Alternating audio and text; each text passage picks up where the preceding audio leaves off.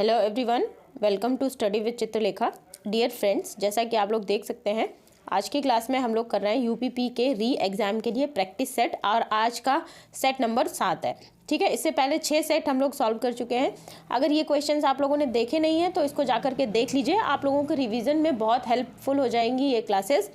और जैसा कि आप लोग सभी जानते हो कि एग्ज़ाम कैंसिल हो चुका है, विद इन 6 मंथ दोबारा एग्ज़ाम होगा, तो हमारी रिस्पॉन्सिबिलिटी बनती है कि हम लोग ज़्यादा से ज़्यादा रिवीजन करें। और ज़्यादा से ज़्यादा रिवीजन करने के लिए हम अगर ज़्यादा से ज़्यादा क्वेश्चन सॉल्व करते हैं, उससे क्या होता है, हमारा जो सीक्वल है वो एक रिदम में आ जाता है। ठीक है, रिदम में रहेंगे तो हमें चीज़ें आसानी से याद हो जाती हैं क्वेश्चंस के माध्यम से, और हमारा रिवीजन भी अच्छे तरीके से हो जाता है। तो चलिए हम लोग अपनी क्लास को शुरू करते हैं। क्लास को शुरू करने से पहले अगर आप लोग मेरे चैनल पर पहली बार आए हैं, चैनल को पहली बार देख रहे हैं, तो चैनल को सब्सक्राइब कर लीजिएगा। वीडियो पसंद आएगा तो लाइक ज़रूर कर दीजिएगा, इसमें बिल्कुल भी कंजूसी मत करिएगा। और वीडियो पसंद आएगा तो अपने दोस्तों के साथ भी शेयर करिएगा, जिससे कि वो लोग भी ज़्यादा से ज़्यादा रिवीजन कर सकें, उनकी भी मदद हो सके। ठीक है, तो चलिए अपनी क्लास को शुरू करते हैं और आज का पहला क्वेश्चन देखते हैं।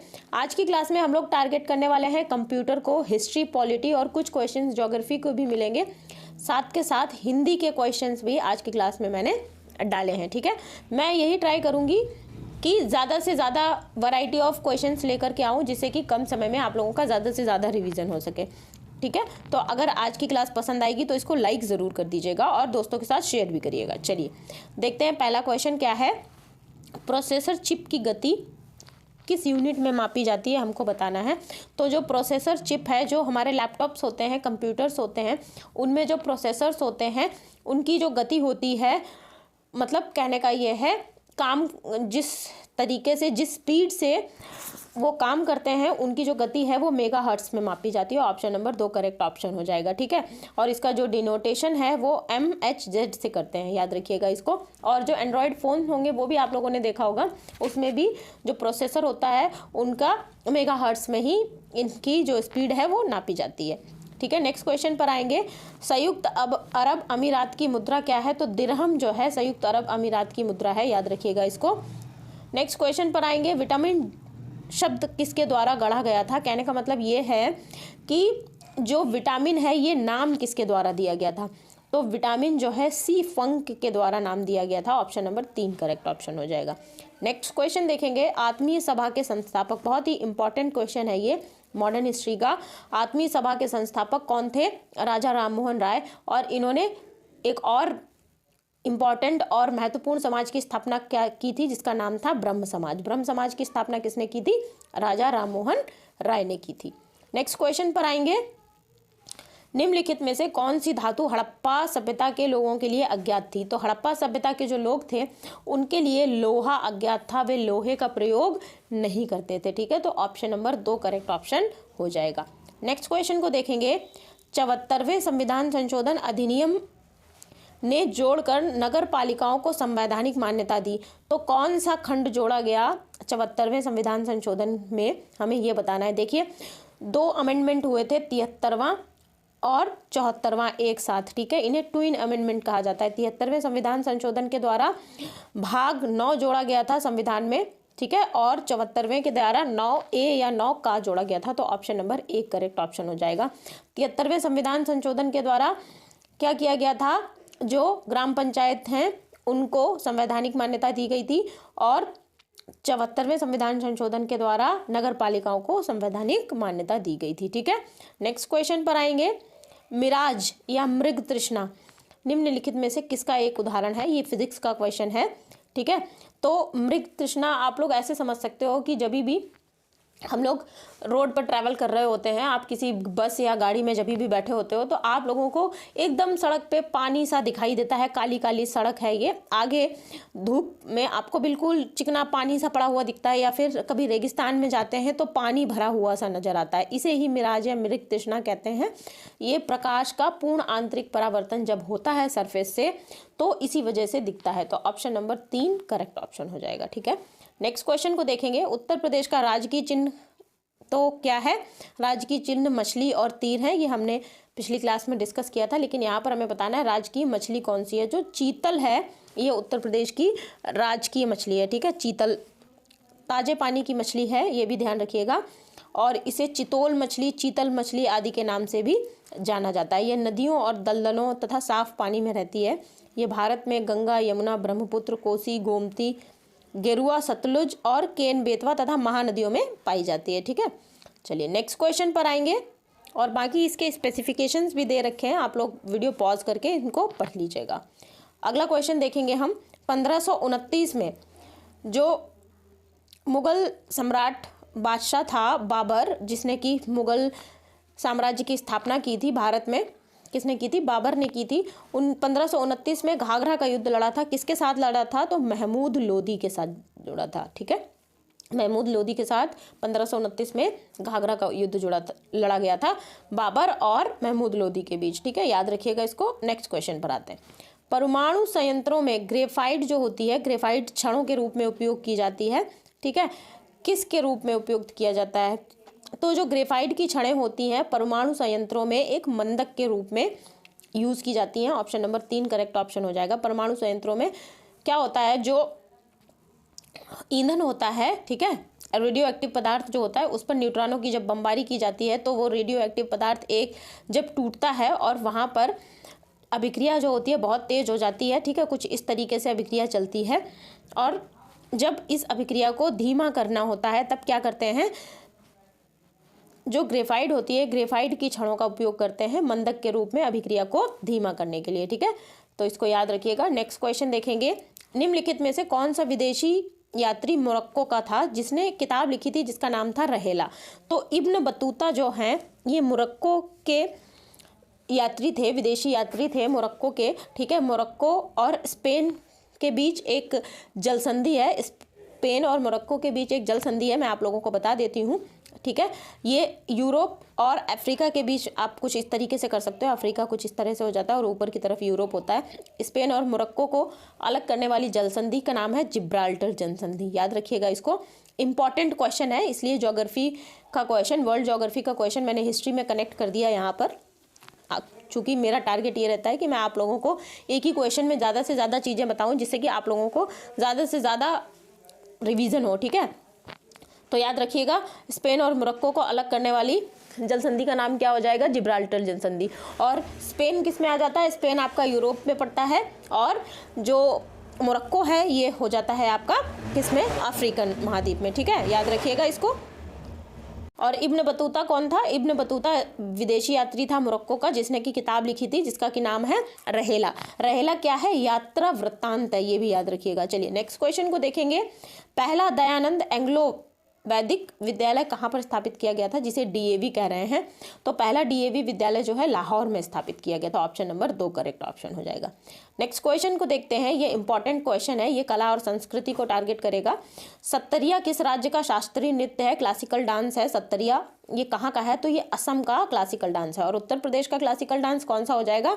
ये हो जाएगा कथक। ठीक है, याद रखिएगा कथक। नेक्स्ट क्वेश्चन को देखेंगे। भारत में बॉक्साइट का सबसे बड़ा भंडार कहाँ पर पाया जाता है? तो भारत में बॉक्साइट के सबसे बड़े भंडार कहाँ पर पाए जाते हैं? ये पाए जाते हैं उड़ीसा में। ऑप्शन नंबर 4 करेक्ट ऑप्शन हो जाएगा। नेक्स्ट क्वेश्चन पर आएंगे। जल्लीकट्टू। जल्लीकट्टू आप लोगों को पता होगा, जल्लीकट्टू जो एक तरीके का सेलिब्रेशन है। तो जल्लीकट्टू में क्या करते हैं, जो बैल होते हैं, ठीक है, बैल कह लीजिए या सांड कह लीजिए, उनकी एक प्रकार की दौड़ होती है। इसमें जो व्यक्ति उस दौड़ने वाले बैल को या सांड को उसके साथ साथ ज़्यादा देर तक बना रहता है वो विजेता कहलाता है। ठीक है, तो जल्लीकट्टू किस भारतीय त्यौहार से संबंधित है? तो जब पोंगल का त्यौहार मनाया जाता है तब जल्लीकट्टू का आयोजन किया जाता है। तो ऑप्शन नंबर 2 करेक्ट ऑप्शन हो जाएगा। ठीक है, नेक्स्ट क्वेश्चन पर आएंगे। एक कंबाला दौड़ भी आप लोगों ने सुनी होगी। तो कंबाला दौड़ जो है कर्नाटक में होती है, ये भी जल्लीकट्टू के प्रकार से ही होती है। और कंबाला दौड़ को भैंसा दौड़ कहते हैं, बेसिकली उसमें भैंसों की वो दौड़ होती है। ठीक है, अगला क्वेश्चन देखिए। उत्तर प्रदेश राज्य के कितने सदस्य हैं लोकसभा में? कहने का मतलब ये है लोकसभा की कितनी सीटें हैं उत्तर प्रदेश में? तो 80 सीटें हैं। ठीक है, ऑप्शन नंबर 3 करेक्ट ऑप्शन हो जाएगा। अब अगला क्वेश्चन है, ये आपका बायोलॉजी का क्वेश्चन हो जाएगा। इंपॉर्टेंट क्वेश्चन है, इसको इंपॉर्टेंट टिक करिएगा। देखिए, लार जो है किसके पाचन में मदद करती है ये हमको बताना है। तो लार स्टार्च के पाचन में मदद करती है। लार क्या है? लार एक पानी जैसा एंजाइम होता है जो हमारे मुंह में होता है, कुछ कुछ झाग भी रहता है इसमें। ठीक है, तो जब हम खाना अपने मुंह में डालते हैं और इसको चबाते हैं तो स्टार्च का पाचन जो है शुरू हो जाता है हमारे मुंह से ही। तो ऑप्शन नंबर 1 करेक्ट ऑप्शन हो जाएगा। इसमें कुछ पॉइंट्स भी मैंने दिए हैं, ये देख लीजिएगा। यहाँ पे देखिए, लार एक पानी जैसा झागदार पदार्थ होता है जो मनुष्यों के साथ साथ जानवरों के मुंह में भी उत्पादित होता है। लार ग्रंथियों में उत्पादित लार में 98% पानी होता है, लेकिन इसमें इलेक्ट्रोलाइट्स, वल्गम, जीवाणुरोधी यौगिक और विभिन्न एंजाइम भी होते हैं। ठीक है, अगली बात कह रहा है कि लार के पाचन कार्यों में भोजन को गीला करना और भोजन को लुगदी बनाने में शामिल करना है, इसलिए इसे आसानी से निगला जा सकता है। अगर मुंह में लार नहीं होगी तो भोजन आपका गीला नहीं हो पाएगा, जो भी हम खाएंगे, और उसको ये जो ग्रास नली होती है, ठीक है, ग्रास नली के अंदर नहीं जा पाएगा। ठीक है, अच्छा, लार में एक एंजाइम पाया जाता है, ये बहुत इंपॉर्टेंट पॉइंट है कि लार में कौन सा एंजाइम पाया जाता है। लार में एमाइलेज एंजाइम होता है। इंपॉर्टेंट पॉइंट है ये कि लार में एमाइलेज एंजाइम होता है जो स्टार्च को किस में तोड़ता है, माल्टोज और डेक्स्ट्रिन में तोड़ देता है। इस प्रकार से क्या होता है, स्टार्च 2 भागों में बढ़ जाता है। इस प्रकार से भोजन का पाचन जो है भोजन के पेट में पहुंचने से पहले ही मुंह के भीतर होने लगता है। और लार किन किन चीज़ों का पाचन नहीं कर पाती है, तो वो है प्रोटीन, वसा और फाइबर। ठीक है, केवल स्टार्च का जो पाचन है वो लार के द्वारा होता है। ठीक, ये बात याद रखिएगा। लार में कौन सा एंजाइम पाया जाता है, एमाइलेज पाया जाता है। नेक्स्ट क्वेश्चन पर आएंगे, पानी के भीतर की वस्तुओं द्वारा उत्पन्न ध्वनि को प्राप्त करने के लिए उपयोग किए जाने वाले उपकरण को निष्क्रिय प्रणाली को क्या कहा जाता है। तो जो प्रणाली होती है इसको सोनार कहा जाता है। तो पानी के भीतर जो है ध्वनि की तरंगें प्रवाहित की जाती हैं और कोई भी वस्तु को ढूंढने के लिए, ठीक है, और जब वो जहाँ से ध्वनि तरंगें वापस आने लगती हैं तो ये समझ लिया जाता है कि कोई वो जो वस्तु है, कोई टारगेट है, जो टारगेटेड एरिया है उस जगह पर है जहाँ पर से ध्वनि की तरंगें वापस आ रही हैं। ठीक है, नेक्स्ट क्वेश्चन पर आएंगे, रैट पॉइजन। ठीक है, रैट पॉइजन कृंतकनाशी का रासायनिक नाम क्या है। तो रैट पॉइजन को जिंक फास्फाइड कहते हैं, याद रखिएगा, जिंक फास्फाइड।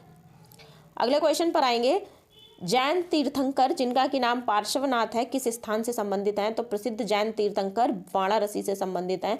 पार्श्वनाथ की बात कर रहे हैं, ये वाराणसी से संबंधित थे। अगला क्वेश्चन देखते हैं, ये हिंदी का क्वेश्चन है। अब यहाँ से आप लोगों को हिंदी के क्वेश्चन देखने को मिलेंगे। तो हिंदी के सेक्शन का जो पहला क्वेश्चन है, पश्चिमी हिंदी की कौन सी बोली नहीं है, हमें बतानी है। तो पश्चिमी हिंदी में अवधी नहीं आएगा, ये पूर्वी हिंदी में आता है। ऑप्शन नंबर 4 करेक्ट ऑप्शन हो जाएगा। अगला क्वेश्चन देखते हैं, निम्नलिखित में से कौन सा सघोष वर्ण है। सघोष वर्ण वे होते हैं जो गले के अंदर से निकलते हैं, ठीक है, उन्हें सघोष वर्ण कहा जाता है। तो डा, घा और या, और ये जो है सघोष वर्ण हो जाएंगे। ऑप्शन नंबर 1 करेक्ट ऑप्शन हो जाएगा। अगला क्वेश्चन देखेंगे, जम का तत्सम शब्द क्या है। तो जम का तत्सम शब्द हो जाएगा यम। ठीक है, नेक्स्ट क्वेश्चन, यातुधान का पर्यायवाची क्या हो जाएगा। तो यातुधान का पर्यायवाची राक्षस होता है। ठीक है, राक्षस हो जाएगा यातुधान का पर्यायवाची। एकांगी का विलोम शब्द बताना है। तो एकांगी का जो विलोम शब्द है ये हो जाएगा सर्वांगीण। देखिए, आप लोगों ने सुना होगा कि व्यक्ति का सर्वांगीण विकास बहुत ज़रूरी है। ठीक है, सर्वांगीण विकास पर जोर दिया जाता है। तो मतलब सर्वांगीण का विकास का मतलब उसके सारे एस्पेक्ट जो है कवर किए जाएं। इसी तरीके से एकांगी मतलब एक एस्पेक्ट हो गया और सर्वांगीण मतलब सभी एस्पेक्ट। ठीक है, तो एकांगी का विलोम शब्द क्या हो जाएगा, सर्वांगीण। चलिए अगले क्वेश्चन पर आएंगे, निम्नलिखित में से कौन सा शुद्ध वाक्य है। तो इसमें हमें शुद्ध वाक्य बताना है। तो ऑप्शन नंबर 2 जो है ये है, आज के समाचार अच्छे हैं। ये शुद्ध वाक्य हो जाएगा। क्यों? क्योंकि समाचार जो है ये बहुवचन होता है। ठीक है, समाचार बहुवचन होता है, इसलिए यहाँ पे बहुवचन आएगा। तो ऑप्शन नंबर 2 करेक्ट ऑप्शन हो जाएगा। नेक्स्ट क्वेश्चन को देखते हैं, इन प्रश्नों में दिए गए वाक्यांश के अर्थ को व्यक्त करने वाला सही शब्द विकल्प में से हमें चुनना है। तो जानने की इच्छा रखने वाले के लिए एक शब्द हो जाएगा जिज्ञासु।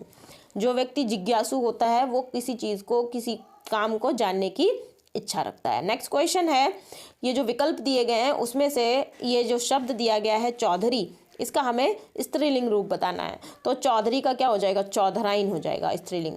ऑप्शन नंबर 4 करेक्ट ऑप्शन हो जाएगा। अगले क्वेश्चन पर आते हैं, हरी घर में है। इस वाक्य में कारक कौन सा है हमको बताना है। तो अधिकरण कारक हो जाएगा इसमें, अधिकरण कारक घर में, ठीक है। में जो है ये अधिकरण कारक को व्यक्त कर रहा है, तो ऑप्शन नंबर 4 करेक्ट ऑप्शन हो जाएगा। देखिए अधिकरण कारक की यहाँ पे मैंने आप लोगों के लिए परिभाषा दे दी है।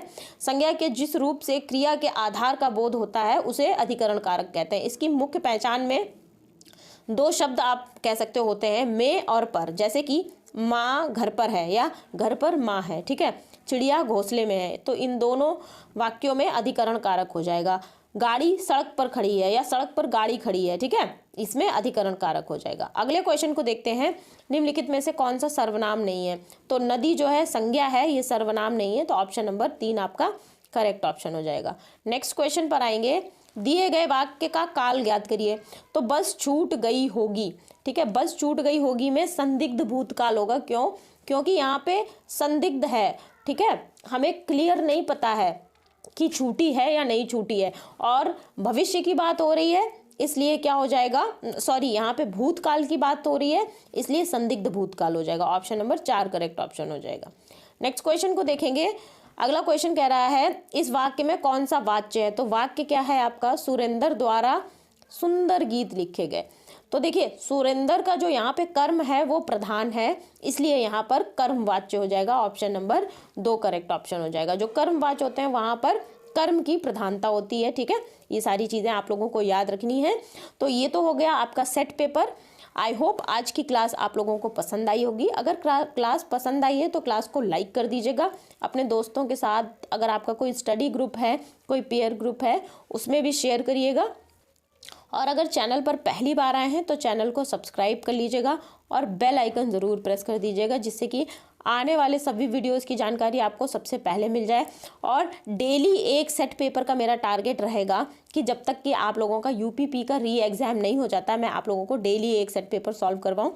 तो बेल आइकन ज़रूर प्रेस कर दीजिएगा, जिससे कि आपको क्लास का नोटिफिकेशन मिल जाए और आप लोग सही टाइम पर अपना रिवीजन कर सको और आप लोगों के पास बैकलॉग ना इकट्ठा हो। ऐसा होता जाता है कि हम लोग बैकलॉग इकट्ठा करते जाते हैं कि ठीक है कल कर लेंगे, कल कर लेंगे, ऐसे कर करके बहुत सारी चीज़ें इकट्ठी हो जाती हैं। तो ये नहीं करना है, टाइम पे हमें काम अपना निपटाना है। और क्लास के अंत में मैं आप लोगों से यही कहूँगी, पढ़ते रहिए, अपने गोल पर फोकस करिए, खुश रहिए। मिलते हैं अगली क्लास में। Thank you everyone.